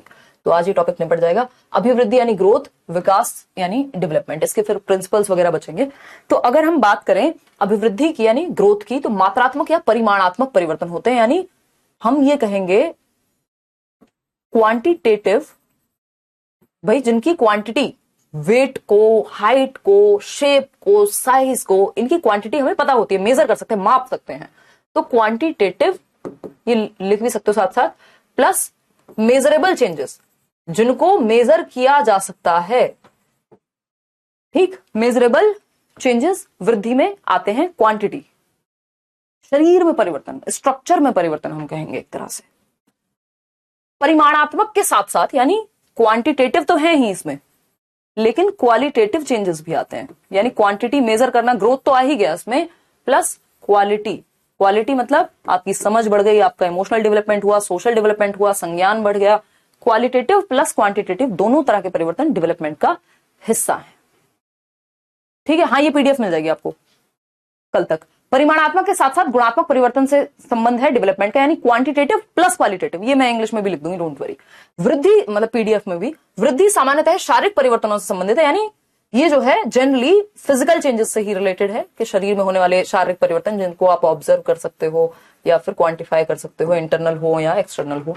जबकि विकास से आशय शरीर के विभिन्न शारीरिक, यानी physical, cognitive, social, emotional, behavioural changes, वो सब इसमें आ जाएंगे। किसमें? विकास में। हाँ कर सकते हो पूजा, आराम से कर सकते हो, नहीं तो कुछ नहीं तो ट्यूशन पढ़ा लो। देखो जीवन ज्यादा जब तबाह करें ना लोग आसपास के, तो उनसे थोड़ा डिस्टेंस बना के कम में अपना टाइम गुजार लो और मेहनत करो आगे अपना जीवन अच्छा बनाने के लिए। जरूरी नहीं है कि टॉक्सिक लोगों के साथ ही रहेंगे आप। अगर इस तरह की स्थिति है, अगर नहीं चीजें बन पा रही हैं आपके ससुराल में, तो कोशिश कीजिए फिर, जब आपको लग ही रहा है कि प्राइवेट टीचिंग से काम चल पाएगा कि नहीं, चल जाएगा। लोगों का पता नहीं किस किस से काम चल रहा है।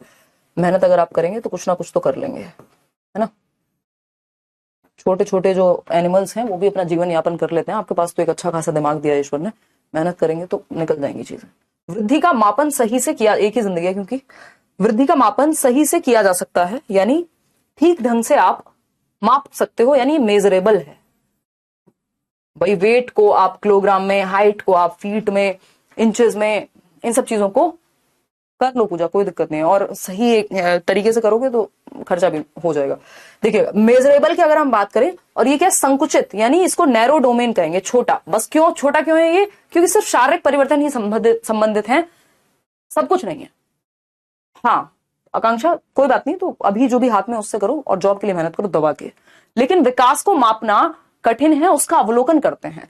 यानी विकास या डेवलपमेंट पूरी तरह से मेजरेबल नहीं होता, कंप्लीटली मेजर नहीं कर सकते आप। रजनी क्या कर सकते हैं? ऑब्जर्व कर सकते हैं, कुछ हद तक असेस किया जा सकता है। तो मापना कठिन है, it's difficult to measure development exactly, उसका अवलोकन करते हैं, यानी इट्स ऑब्जर्वेबल। ऑब्जर्व करते हैं कि भाई बच्चे की समझ विकसित हो रही है, अब ये विकसित होता नजर आ रहा है, अब इसको बिना मतलब डांटना बंद करो। ठीक, तो ऑब्जर्वेबल यानी ये ब्रॉड है, इसमें शारीरिक, मानसिक, संज्ञानात्मक, फिजिकल, कॉग्निटिव, सोशल, इमोशनल सभी प्रकार के परिवर्तन शामिल है। तो ये ब्रॉड हो गया, जबकि वृद्धि क्या थी? नैरो डोमेन था।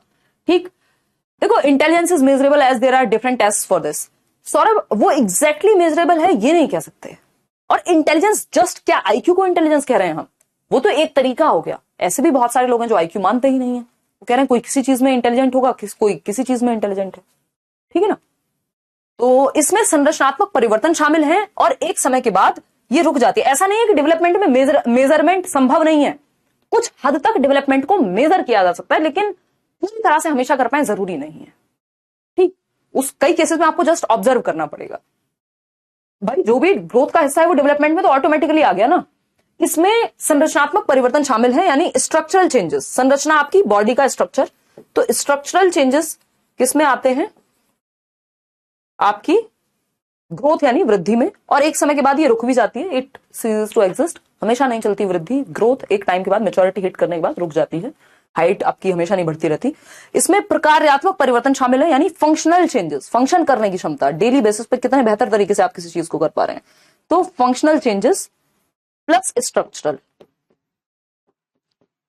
अगर दोनों में से सिर्फ एक लिखा हो ऑप्शन में कि सिर्फ क्वालिटेटिव लिखा है, तो वही चूज कर लो, दोनों लिखा है तो दोनों चूज कर लो। अगर सिर्फ फंक्शनल चेंजेस लिखा है डेवलपमेंट के लिए तो फंक्शनल चूज कर लो, दोनों लिखा है तब डेवलपमेंट में दोनों भी आ जाएंगे, लेकिन वृद्धि में एक ही आएगा। भाई आपके जो शरीर का गठन है, स्ट्रक्चर में चेंजेस हैं, हाइट, वेट, साइज, शेप, ये सब वृद्धि का पार्ट हो गए, स्ट्रक्चरल चेंजेस। वहीं functional plus structural changes development का पार्ट हो गए। ठीक है जी, कोई दिक्कत? फिर आता है फिफ्थ पॉइंट, वृद्धि का न तो कोई निश्चित क्रम होता है, यानी कोई एग्जैक्ट सीक्वेंस हो जरूरी नहीं है, कई बार हो भी सकता है, और न ही इसकी निश्चित दिशा होती है, ना कोई एक डायरेक्शन है कि ऐसे ही होगा। ठीक है, विकास में एक निश्चित क्रम यानी एक प्रॉपर सीक्वेंस होगा, एक ऑर्डर होगा हर हालत में, और एक डायरेक्शन भी होगी। डायरेक्शंस दो प्रकार की जनरली होती हैं, सेफेलोकॉर्डल और प्रॉक्सिमोडिस्टल, वो नेक्स्ट क्लास में हम डिस्कस कर रहे होंगे। ठीक है, तो ये बेसिक सी बात है। यूट्यूब पे प्रैक्टिस होपफुली नेक्स्ट वीक से ही शुरू हो जाएगी। चलिए बताइए मुझे फटाफट से। हाँ, प्रिया कह रहे हैं देव शादी के बाद सब परेशान क्यों होते हैं? एडजस्टमेंट है ना, बहुत बड़ा चेंज है, बहुत बड़ा। और एक पक्ष अगर ये चाहे कि सिर्फ मेरी मर्जी से चीजें चलें तो दूसरे पक्ष को समस्या होगी ही, क्योंकि एक हद तक ही कोई किसी के अनुसार ढल सकता है, नहीं तो मतलब पहले से क्लैरिटी भी नहीं होती, कई लोग बात भी नहीं करते। आजकल तो ये सब तो छोड़ दो, जहां पे अरेंज हो रही हैं चीजें, जहां बहुत जानते भी लव मैरिजेस भी इतनी फेल होती हैं कई बार, उसका रीजन वही है कि मतलब बस सोना बाबू में रह गए, ये नहीं सोचा कि जीवन कैसे चलेगा। एक इक्वल नहीं समझते जब आप दोनों पार्टनर्स एक दूसरे को, कोई अपने आप को ज्यादा तोप समझता है तो दिक्कतें आती हैं। एक हद तक आप कुछ एरिया में तोप हो सकते हो, दूसरा किसी और एरिया में तोप हो सकता है, बट आप इन जनरल ये नहीं कह सकते कि मैं तोप हूं या दूसरा तोप है। अगर आपको साथ में रहना एक टीम की तरह, तो कोऑपरेशन लगेगा, इज्जत लगेगी एक दूसरे की, वो सब चीजें मिसिंग है बहुत सारी जगह पे। ऐसा नहीं है कि सब जगह पे ऐसा ही होता है, बहुत लोग बहुत खुश भी रहते हैं, बट समस्याएं बहुत सारी हैं क्योंकि एक्सपेक्टेशन और बहुत सारा ड्रामा है। अभी हम इस टॉपिक पे नहीं जाएंगे, दुखद बातें हैं, कभी और करेंगे। अभी आप ये खत्म होने वाला टॉपिक इसलिए मैं बकैती कर रही हूँ, मतलब बकैती क्या जरूरी चीजें हैं। कोई कह रहा है प्रिया का ही कॉमेंट लेते हो, मेगा कह रहे हैं अरे यार अब वो नजर आ गया क्या ही करें। पिंकी कह रही है मेरे 2 बच्चे हैं फ्री में पढ़ रही हूँ। अरे बहुत बढ़िया, ये तो बहुत अच्छी बात है, वॉरियर हैं आप। मैंने एक मूवी देखी रिसेंटली, वो आपने सुनी होगी शायद, नॉर्वे वर्सेस मिसेस चटर्जी, वो आया था उसमें। चटर्जी हाँ, वो है उसमें रानी मुखर्जी। एक केस है बहुत ही, जो बहुत जनरली हम देखते हैं समाज में, कि जो महिलाएं एक समय के बाद अपनी नौकरी वोकरी छोड़ देती हैं, जो पढ़ाई वढ़ाई उन्होंने की होती है, उनको लगता है अब शादी हो रही है, गिव अप कर दो, और चीजें अगर ठीक नहीं चलती और आप अपने पैरों पे खड़े नहीं है, आपके बच्चे भी तबाह हैं और आप भी परेशान होंगे, है ना। डिपेंडेंसी एक हद तक ही सही होती है, पूरी तरह से नहीं होनी चाहिए। कोई अब मुझसे पूछने लग गए, अब ये सारी बातें क्लियर है? डाउट पूछ लो अब फटाफट, बहुत बातें हो गई। चलो आओ फटाफट से बताओ। 120 आया आपकी वजह से, बहुत बढ़िया ना। सही है काजल। हाँ, अब कोई कहेंगे हमारा कमेंट तो लिया नहीं, ये फालतू बातें करने लगते हो। जो नजर आ जाता है, मूड की भी तो बात होती है कि नहीं। डेवलपमेंट यूनि डायरेक्शन नहीं, मल्टी डायरेक्शनल होता है। खुशी मैंने पहले दिन भी बताया था। हाँ, संडे वार्ता में करेंगे ये सब बातें, सही कह रहे हो बिल्कुल। ठीक है, ठीक है आदर्श, चलें आगे बढ़े।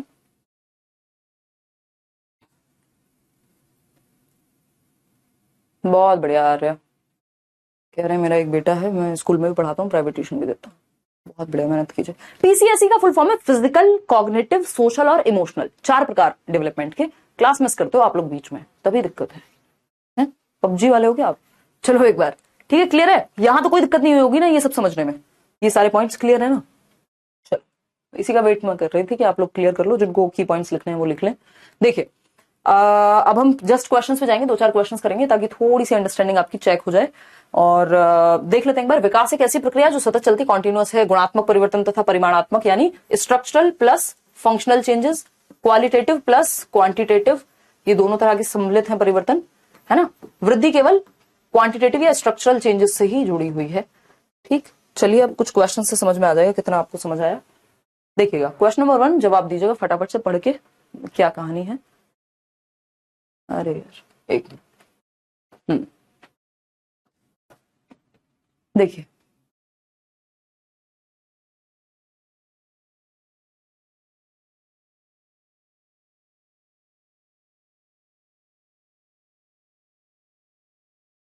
देखिएगा एक बार, कोई कह रहा है फर्स्ट पार्ट में कैसे इंटरेस्ट जगाएं, यानी जो जनरल सब्जेक्ट्स हैं आपके, Hindi, English, maths, reasoning, GS, इन सब में ना आएंगे, आसान है, बात करेंगे।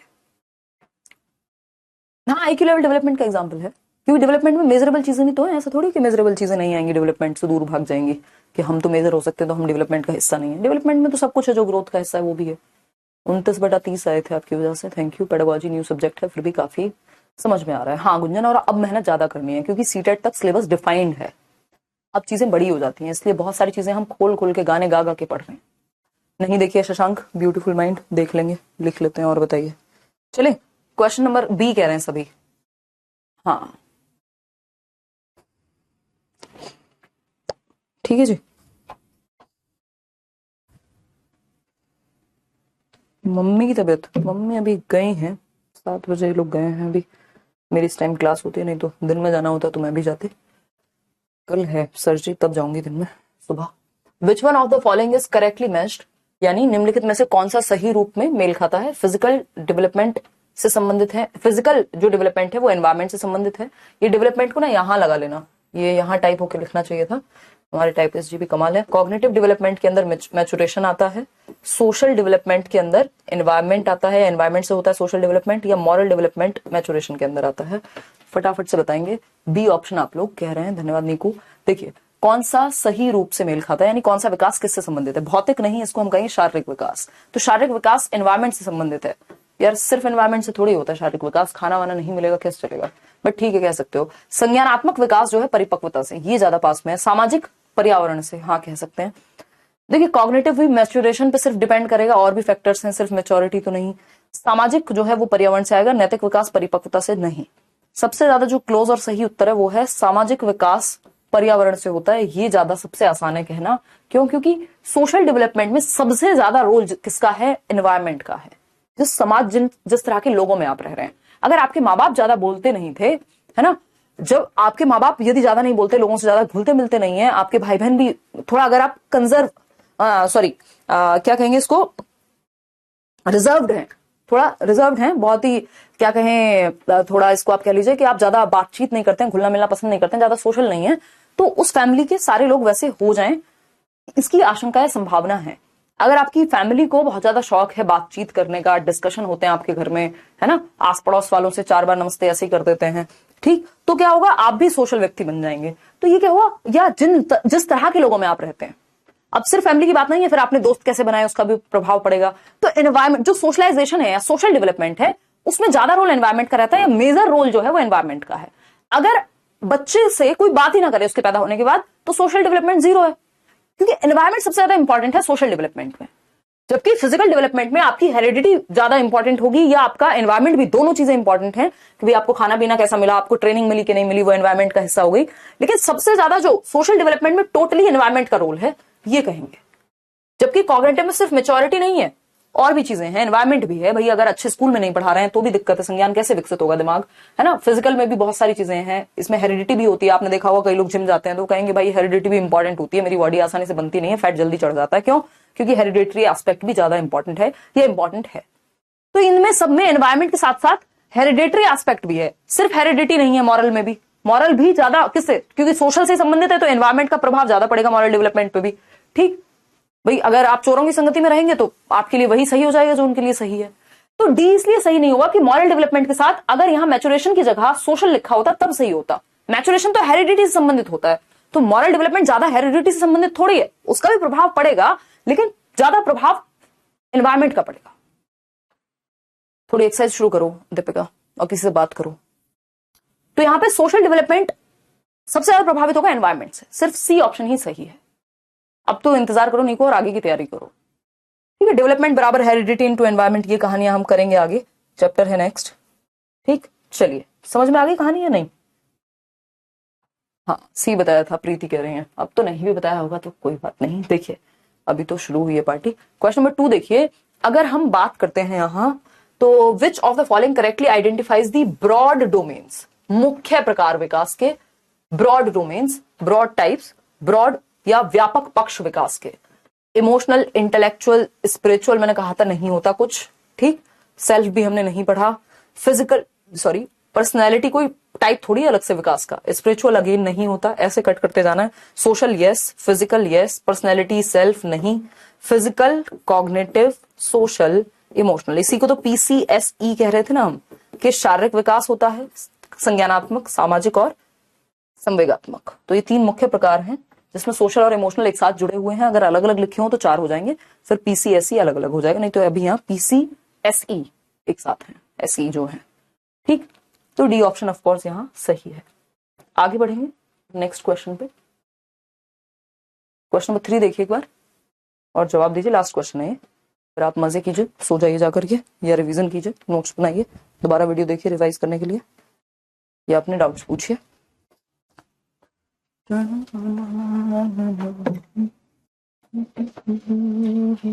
सुरेखा कह रही है आप बहुत अच्छा पढ़ाते हैं, आंसू आ गए मेरे सुरेखा ये सुन के। रूपा कह रही है मेरा आंसर फिर से सही है, बहुत बढ़िया, आपको एक मेडल दिलवाएंगे।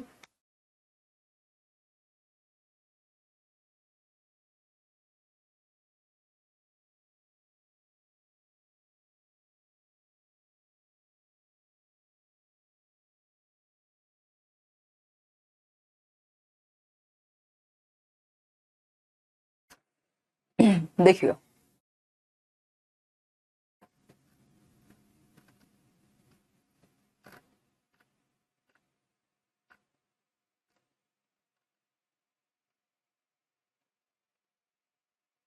पीडीएफ सिर्फ यही मिलेगी आपको नोट्स के सेक्शन में ऐप पे, वो पब्लिक नहीं है, सबके लिए नहीं है, इसलिए टेलीग्राम पे नहीं मिलेगी। ए ऑप्शन कह रहा है, कोई डी कह रहा है, कोई बी कह रहा है, सबने एक, किसी को अगर ई ऑप्शन में दे दो तो वो भी बता देंगे कई लोग। तो डेवलपमेंट ऑफ कॉन्सेप्ट्स, मैंने कल भी बताया था, कॉन्सेप्ट्स यानी संप्रत्यय, अवधारणाओं का विकास या फिर संप्रत्ययों का विकास। संप्रत्यय क्या है, मैंने बताया विकास एक ऐसी प्रक्रिया है। विकास के बारे में मैं आपसे कुछ पूछूं, डेवलपमेंट क्या है, वो एक तरह का कॉन्सेप्ट हो गया। जेंडर क्या है, कॉन्सेप्ट हो गया। ये कुछ भी उठा लेते हैं, नहीं यार ये तो कुछ ज्यादा हो जाएगा, कार्ड नहीं दिखाऊंगी, अभी नया नया है। देखो फोन है मान लीजिए, तो ये भी एक कॉन्सेप्ट होगा, इसके बारे में भी आपके दिमाग में कुछ ना कुछ होगा। तो ये कहाँ है, इसका कॉन्सेप्ट कहाँ है, दिमाग में है ना। तो कॉन्सेप्ट दिमाग में बनते हैं, आपने कुछ पढ़ा, वो एक कॉन्सेप्ट आपका क्लियर हुआ, बोलते हैं ना हमके कॉन्सेप्ट क्लियर हो गया। कहाँ हुआ क्लियर, हाथों में, दिमाग में। तो कॉन्सेप्ट जो है वो मेंटल डेवलपमेंट या कॉग्निटिव डेवलपमेंट के अंदर आते हैं, और उसका दूसरा नाम क्या है, इंटेलेक्चुअल डेवलपमेंट। बताया था ये आपको मैंने, है ना। कॉग्निटिव डेवलपमेंट, इंटेलेक्चुअल या मेंटल डेवलपमेंट, संज्ञान बौद्धिक विकास से संबंधित है।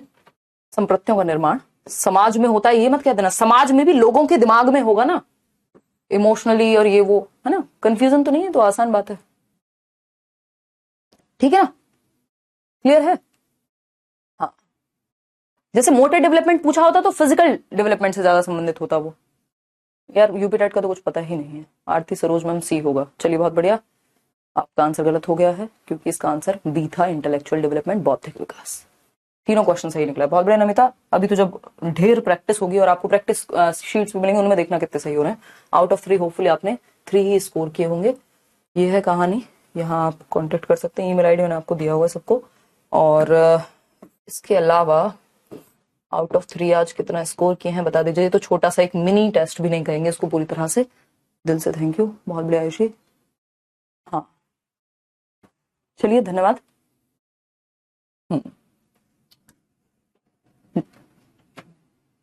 जैसे मैनेजमेंट ऑफ योर इमोशंस, रोना गाना किससे संबंधित है भाई, आपके इमोशनल डेवलपमेंट से। समाज में कैसे रह रहे हैं आप, ग्रुप में कैसे बिहेव करते हैं, वो सोशल डेवलपमेंट से संबंधित होगा, ठीक है जी।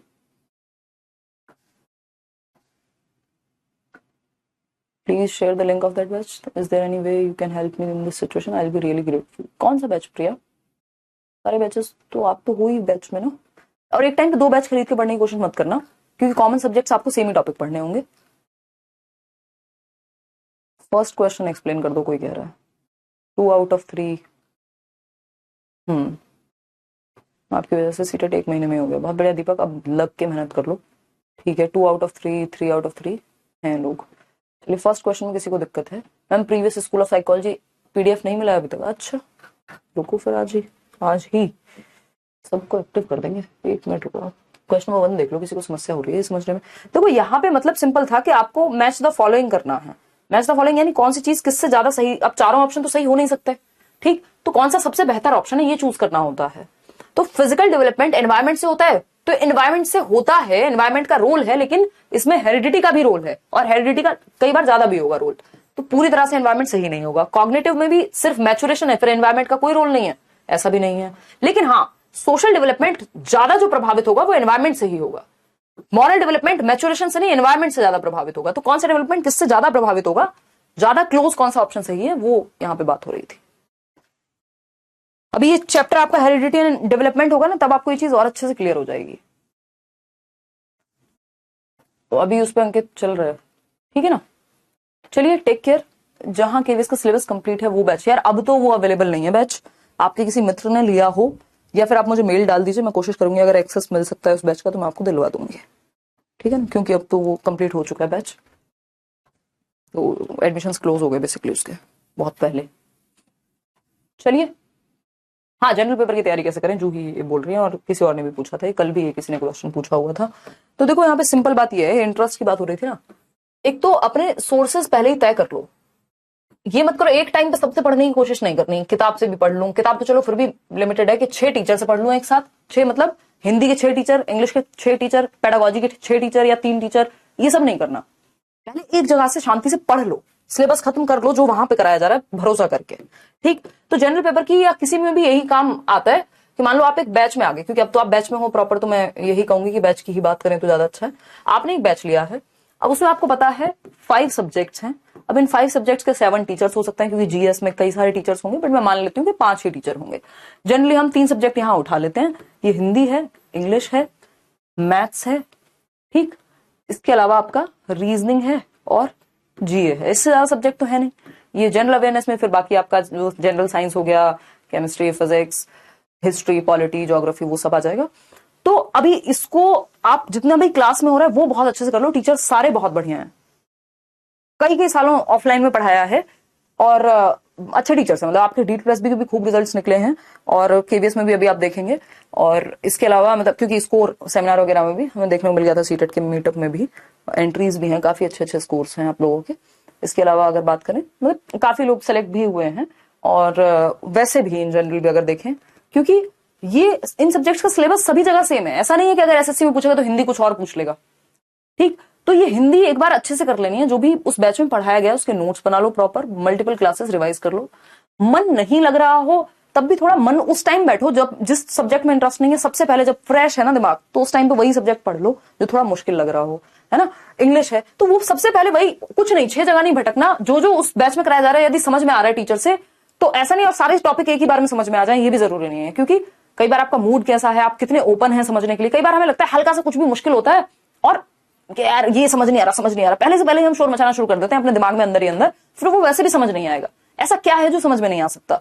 किसी टॉपिक पर अटक गए हो तो इंटरनेट का सहारा लो, कुछ सर्च कर लो, जरूरत पड़े तो कोई वीडियो देख लो। वैसे तो अवॉइड करनी है कि जब एक टीचर से पढ़ रहे हो एक ही टीचर से पढ़ो, उस टाइम पे उस सब्जेक्ट को पहले कर लो उसको अच्छे से, जो भी उस टीचर ने जीरो से लेके जितना भी कराया हुआ है वो सब कर लो, नोट्स बना लो। कोई टीचर है जो किसी टॉपिक को कहीं और बताएगा, कोई है जो किसी और टॉपिक को कहीं और ऐड करके बताएगा।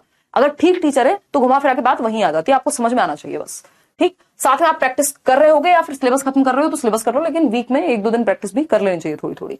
मैथ से अगेन जो भी कराया गया वो सब उसके नोट्स और मल्टीपल टाइम रिवीजन, ठीक। क्योंकि दिमाग में एक हफ्ते में 85% तो उड़ जाता है, अगर आपने रिवाइज नहीं किया तो खत्म है, फिर तो 15% भी मुश्किल से रिटेन कर पाओगे, ठीक। रीजनिंग में भी अगेन जो लोग मैथ्स में थोड़ी, और आजकल वो जमाने रह नहीं गए, मैथ्स में कई लोगों को दिक्कत होती है, वो आपको देखना है आपके लिए क्या तरीका वर्क करता है। मान लो मैथ्स है, अकेले पढ़ने में डर लगता है, किसी दोस्त को पकड़ लो, पहले पढ़ लो अच्छे से, किसी टॉपिक में कहीं दिक्कत आ रही है उससे डाउट पूछ लो। आपका कोई सब्जेक्ट अच्छा है तो मतलब इन दोस्तों को, गर्लफ्रेंड बॉयफ्रेंड को थोड़ा जीवन को अच्छा बनाने के लिए यूज करो ना, इसलिए थोड़ी यूज करना है कि उल्टा मतलब बस अपना समय व्यर्थ करना है। जब मजे करने होंगे तो दोस्तों के पास जाओगे, काम या समस्या की कोई जीवन की बात आएगी तो कर ही नहीं सकते, फिर ऐसे दोस्त किस काम के भाई। रीजनिंग अगेन, अगर कोई भी मुश्किल सब्जेक्ट है तो किसी की सहायता ले लो, ग्रुप स्टडी कर लो, नहीं तो ग्रुप में भी बहुत सारे लोग अगर नहीं पढ़ पा रहे हैं तो दो लोग या 3 लोग, किसी को ऐसा पकड़ लो जिसका वो सब्जेक्ट अच्छा हो, किसी से भी हेल्प मांगने जाओगे मिल जाएगी, एक से नहीं मिलेगी किसी दूसरे से मिलेगी, सेम बात। तो जो इंपॉर्टेंट टॉपिक्स हैं, एटलीस्ट बुरा सब्जेक्ट है आपको बिल्कुल ही नहीं पसंद तो वो इंपॉर्टेंट टॉपिक तो कर लो, कम से कम 20 में से 10 नंबर तो लेके आओ, बाकी जगह फिर कर लेना अच्छा। कई बार क्या होता है मैथ्स में मान लो 8 क्वेश्चन आसान आए थे, आपने पूरा टॉपिक ही छोड़ दिया।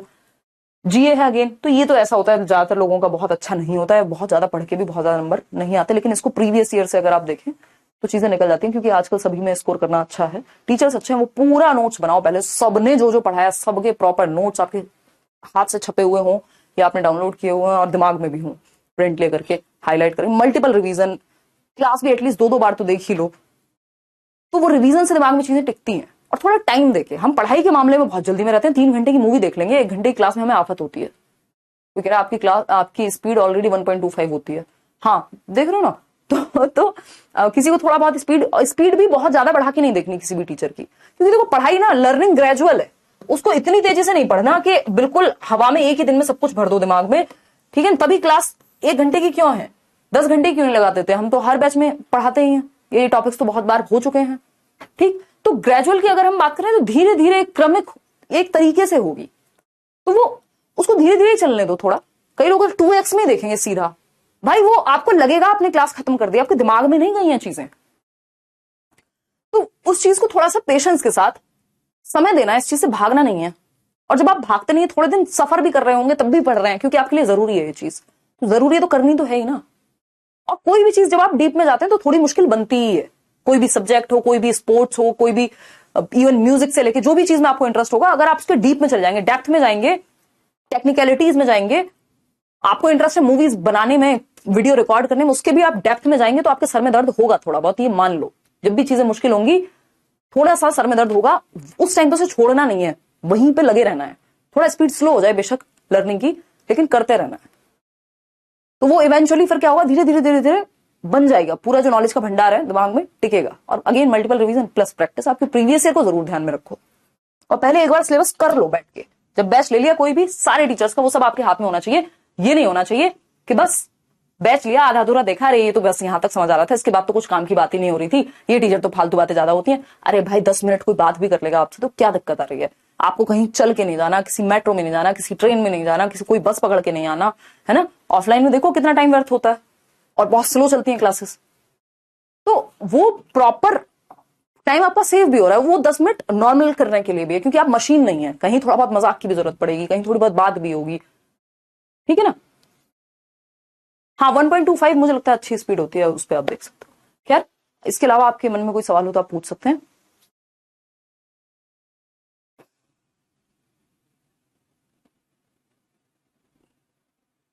समस्या क्या आ रही है रोली? आप तो पहले भी थे बैच में, मुझे याद है आपका नाम तो। कॉमन पेपर रोली बहुत अच्छे टीचर्स हैं यहाँ पे, मतलब कंपैरिजन नहीं है, बाकी समझ में आ रहा है बहुत अच्छी बात है, बट सच में कंपैरिजन नहीं है अगर आप कॉमन पेपर पढ़ रहे हैं तो।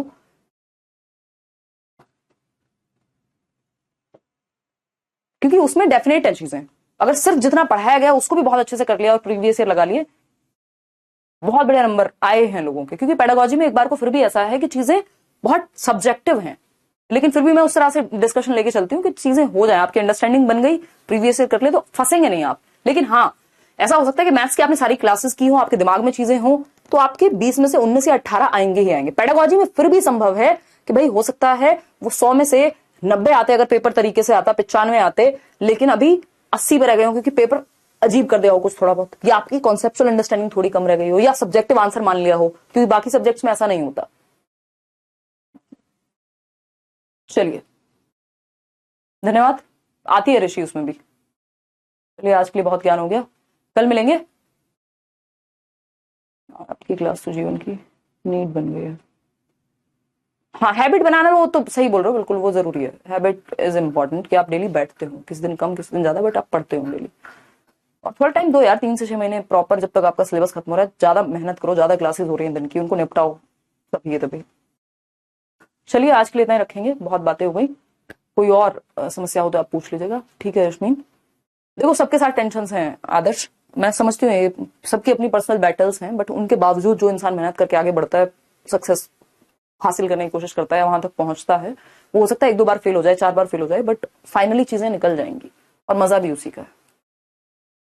चलिए टेक केयर, बाय बाय, ध्यान रखिए, थैंक यू सो मच। कल मिलेंगे 7 बजे।